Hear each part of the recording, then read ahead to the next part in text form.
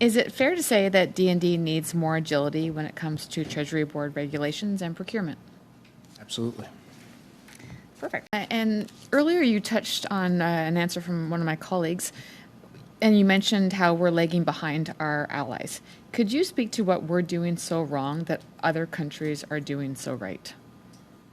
I don't think any country is doing anything so right when it comes to procurement, but at the very least what they're doing is they're being far more transparent with their public and their parliaments about why they're doing what they're doing and how they're trying to do it.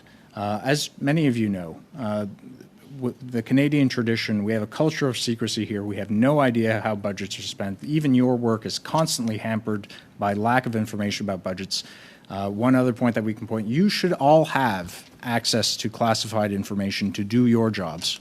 And you do not need security clearances within the executive to do so. You are members of parliament. You have the privilege of that information. You can be sanctioned by your houses if you choose to use that information inappropriately. It is essential for you to do your work.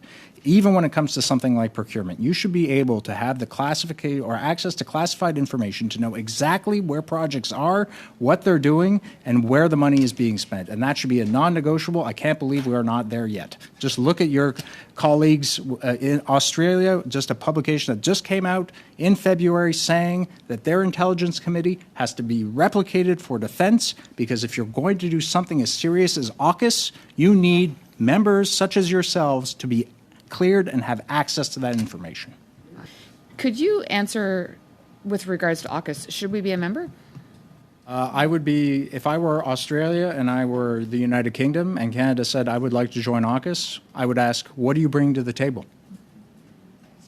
If you have nothing to offer, why should they offer you anything? If you're the smaller members, the United States might be willing to, but why would the Australians or the British give up contracts to Canadian companies?